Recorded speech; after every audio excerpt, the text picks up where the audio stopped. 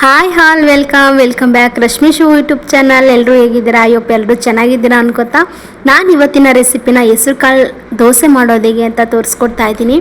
ತುಂಬ ರುಚಿಯಾಗಿ ಟೇಸ್ಟಿಯಾಗಿ ಈ tomato chutney, chicken gravy, chicken sambar ಇದಕ್ಕೆಲ್ಲ ಹೊಂದ್ಕೊಳ್ಳೋ ಅಂತಹ ಹೆಸರು ಕಾಳಿನ ದೋಸೆ ಮಾಡೋದು ಹೇಗೆ ಅಂತ ತೋರಿಸ್ಕೊಡ್ತಾ ಇದ್ದೀನಿ. ನಮ್ಮ ದೇಹಕ್ಕೆ ತುಂಬ ಆರೋಗ್ಯವಾಗಿರುವಂತಹ ಫುಡ್ನೇ ಎನಿ ಟೈಮ್ ತಿನ್ನೋಕ್ಕಾಗಲ್ಲ ಅಲ್ವಾ? ಸೊ ಹಾಗಾಗಿ ಈ ಹೆಸರು ಕಾಳು ದೋಸೆನ ಪ್ರತಿನಿತ್ಯ ಯೂಸ್ ಮಾಡೋಕ್ಕಾಗಿಲ್ಲ ಅಂದರೂ ಪರವಾಗಿಲ್ಲ, ವೀಕ್ಲಿ ಒನ್ ಟೈಮ್ ಆದ್ರೂ ಈ ಥರ ದೋಸೆನ ಮಾಡ್ಕೊಳ್ತೀನಿ.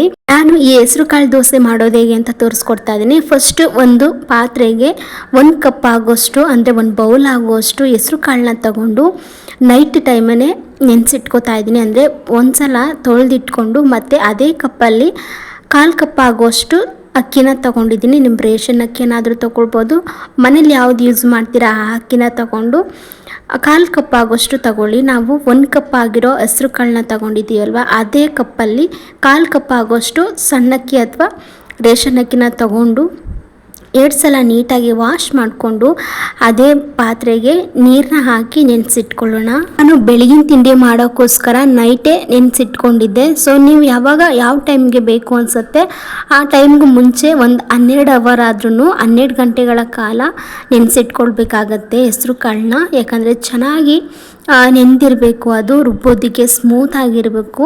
ಇವಾಗ ಒಂದು ಮಿಕ್ಸಿ ಜಾರ್ಗೆ ನಾವು ನೆನೆಸಿಟ್ಕೊಂಡಿರೋಂಥ ಅಕ್ಕಿ ಹೆಸರು ಕಾಳನ್ನ ಹಾಕ್ಕೊಂಡು ಸ್ವಲ್ಪ ತರಿಯಾಗಿ ರುಬ್ಕೊಂಡು ಇದಕ್ಕೆ ಒಂದು 4 ಹಸಿಮೆಣಸಿಕಾಯಿ, 2 ಇಂಚಷ್ಟು ಆಗುವಷ್ಟು ಶುಂಠಿನ ತೊಗೊಂಡು ಸ್ವಲ್ಪ ರುಚಿಗೆ ತಕ್ಕಷ್ಟು ಉಪ್ಪು ಮತ್ತು ನೀರನ್ನ ಹಾಕ್ಕೊಂಡು ಈ ಥರ ಪೇಸ್ಟ್ನ ಮಾಡ್ಕೊಳ್ಳೋಣ. ತುಂಬ ಅಂದರೆ ಅಕ್ಕಿ ಹಿಟ್ಟನ್ನ ದೋಸೆಗೆ ಹೇಗೆ ರುಬ್ಕೊಳ್ತೀವಿ ನೈಸಾಗಿ ಸ್ಮೂತಾಗಿ, ಸೊ ಹಾಗೆ ಇದನ್ನು ಕೂಡ ರುಬ್ಕೊಳ್ಬೇಕು. ಇದರಿಂದ ನಾವು ಇಡ್ಲಿ ಕೂಡ ಮಾಡ್ಕೊಂಡು ತಿನ್ಬೋದು. ಯಾಕಂದರೆ ಇದನ್ನು ದೋಸೆ ಹಿಟ್ಟಿಗೆ ರುಬ್ಬಿರೋ ಥರ ರುಬ್ಬಿರೋದ್ರಿಂದ ಇಡ್ಲಿನೂ ಮಾಡಿಕೊಂಡ್ರೆ ಸೂಪರಾಗಿ ಸಾಫ್ಟಾಗಿ ಬರುತ್ತೆ. ನಾನಿಲ್ಲಿ ದೋಸೆ ಅಷ್ಟೇ ತೋರಿಸ್ತಾ ಇದ್ದೀನಿ. ನಾನು ಹೆಸರು ಕಾಳನ್ನ ಡಿವೈಡ್ ಮಾಡಿಕೊಂಡು 2 ಸಲ ಜಾರ್ಗೆ ಹಾಕೊಂಡು ರುಬ್ಕೊಂಡು ಇವಾಗ ಒಂದು ಪಾತ್ರೆಗೆ ಹಾಕಿ ಪ್ಲೇಟ್ನ ಮುಚ್ಚಿ ಒಂದು ಅರ್ಧ ಗಂಟೆ ಟೈಮ್ ಎತ್ತಿಟ್ಕೊಂಡಿದ್ದೀನಿ. ನೋಡಿ ಇವಾಗ ಎಷ್ಟು ಸಾಫ್ಟಾಗಿ ಹಿಟ್ಟಾಗಿದೆ ಅಂತ. ಅಂದರೆ ದೋಸೆಗೆ ಹೇಗೆ ಉಬ್ಬತ್ತೆ ಅದೇ ಥರ ಉಬ್ಬಿದೆ. ನಿಮಗೆ ಟೈಮ್ ಇತ್ತು ಅಂತ ಅಂದರೆ 1 ಅವರ್ ಆದ್ರೂ ಈ ಹೆಸರು ಕಾಳು ಹಿಟ್ಟನ್ನ ಸ್ವಲ್ಪ ನೆನೆಯೋದಕ್ಕೆ ಬಿಡಿ. ರುಬ್ಕೊಂಡ್ಮೇಲೆ ಅದೇ ಟೈಮಲ್ಲಿ ದೋಸೆ ಹಾಕ್ಕೊಂಡ್ರೆ ಚೆನ್ನಾಗಿರಲ್ಲ, ಸ್ವಲ್ಪ ಟೇಸ್ಟ್ ಕೂಡ ಕಡಿಮೆ ಅನಿಸುತ್ತೆ. ಸೊ ಹಾಗಾಗಿ 1 ಅವರ್ ಆದ್ರೂ ಈ ಹಿಟ್ಟನ್ನ ನೆನೆಯೋದಕ್ಕೆ ಬಿಡಿ. ನೋಡಿ ನಿಮಗೆ ಈ ಥರ ಫ್ಲಫಿಯಾಗಿ ಆಗಿಲ್ಲ ಅಂದರೆ ಉಪ್ಪಿಲ್ಲ ಅಂತ ಅನಿಸಿದ್ರೆ ಸ್ವಲ್ಪ ಸೋಡಾ ಕೂಡ ಆ್ಯಡ್ ಮಾಡ್ಕೊಳ್ಳಿ. ಅಥವಾ ನಿಮಗೆ ಸೋಡಾ ಬೇಡ ಅಂತಂದರೆ ಹೆಸರು ಕಾಳು ನೆನೆಯುವ ಹಾಕುವಾಗಲೇ ಅಂದರೆ ನೈಟ್ ಟೈಮು ಹೆಸರು ಕಾಳನ್ನ ನೀರಿಗೆ ಹಾಕೋ ಟೈಮಲ್ಲಿ 1 ಹಿಡಿಯಷ್ಟು ಆಗುವಷ್ಟು ಉದ್ದಿನಬೇಳೆ ಹಾಕ್ಕೊಂಡ್ರೆ ಈ ಥರ ಉಬ್ಬತ್ತೆ. ನೀವು ರುಬ್ಕೊಳ್ಳುವಾಗ ಜಾಸ್ತಿ ನೀರು ಹಾಕ್ಕೊಂಡು ರುಬ್ಕೋಬೇಡಿ, ಸ್ವಲ್ಪ ಜಾಸ್ತಿ ಗಟ್ಟಿಗೇನೆ ಇರಲಿ. ಇದೇ ಥರ ತಿಕ್ನೆಸ್ಸಲ್ಲಿ ರುಬ್ಕೊಂಡ್ರೆ ಚೆನ್ನಾಗಿ ದೋಸೆ ಆಗುತ್ತೆ. ದೋಸೆ ಕೂಡ ಚೆನ್ನಾಗಿ ಎದ್ದೇಳುತ್ತೆ. ಇವಾಗ ನೋಡಿ ದೋಸೆನ ಹಾಕ್ಕೊಳ್ತಾ ಇದ್ದೀನಿ. ತವ ಬಿಸಿ ಆದಮೇಲೆ ದೋಸೆ ಹಿಟ್ಟನ್ನ ಹಾಕ್ಕೊಳ್ತಾ ಇದ್ದೀನಿ. ನೋಡಿ ಮಾಮೂಲಿ ದೋಸೆ ಹೇಗೆ ಎಷ್ಟು ತೆಳುವಾಗಿ ಬೇಕೋ ಅಷ್ಟು ತೆಳುವಾಗೂ ಕೂಡ ಮಾಡ್ಕೊಳ್ಬೋದು. ಇವಾಗ ಒಂದು 2 ಸೌಟ್ ಆಗುವಷ್ಟು ಹಿಟ್ಟನ್ನ ಹಾಕ್ಕೊಂಡು ತೆಳ್ಳಗೆ ಎಳ್ಕೊಂಡ್ಮೇಲೆ ಒಂದು ಪ್ಲೇಟ್ ಮುಚ್ಚಿ ಒಂದು ನಿಮಿಷ ಅಂದರೆ ಹವೆಯಲ್ಲಿ ಬೇಯಬೇಕು. ಅದಾದಮೇಲೆ ಪ್ಲೇಟ್ನ ತೆಗೆದು ಸ್ವಲ್ಪ ಕುಕ್ಕಿಂಗ್ ಆಯಿಲ್ ಅಥವಾ ನಿಮಗೆ ಬೆಣ್ಣೆ ತುಪ್ಪ ಏನು ಯೂಸ್ ಮಾಡ್ತೀನಿ ಅಂದರೂ ಕೂಡ ಯೂಸ್ ಮಾಡ್ಕೊಳ್ಬೋದು. ನಾನು 1 ಸ್ಪೂನು ಕುಕ್ಕಿಂಗ್ ಆಯಿಲ್ ಹಾಕ್ಕೊಂಡಿದ್ದೀನಿ. ಒಂದು ಅರ್ಧ ಸ್ಪೂನ್ ಆಗೋಷ್ಟು ತುಪ್ಪನ ಯೂಸ್ ಮಾಡಿಕೊಂಡು ಈ ದೋಸೆ ಮೇಲೆ ಹಾಕ್ಕೊಳ್ತಾ ಇದ್ದೀನಿ. ತುಂಬಾ ಟೇಸ್ಟಿಯಾಗಿರುತ್ತೆ. ಹೋಟೆಲ್ ಸ್ಟೈಲಲ್ಲಿ ಹೇಗೆ ಮಸಾಲೆ ದೋಸೆ ಇರುತ್ತೆ ಸೊ ಹಾಗೆ ಗರಿಗರಿಯಾಗಿ ಇರುತ್ತೆ ದೋಸೆ. ಒಂದು ಸಲ ಟ್ರೈ ಮಾಡಿ. ಈ ರೆಸಿಪಿ ಹೇಗೆ ಬಂತು ಅಂತ ಕಮೆಂಟ್ ಬಾಕ್ಸಲ್ಲಿ ಕಮೆಂಟ್ ಮಾಡಿ.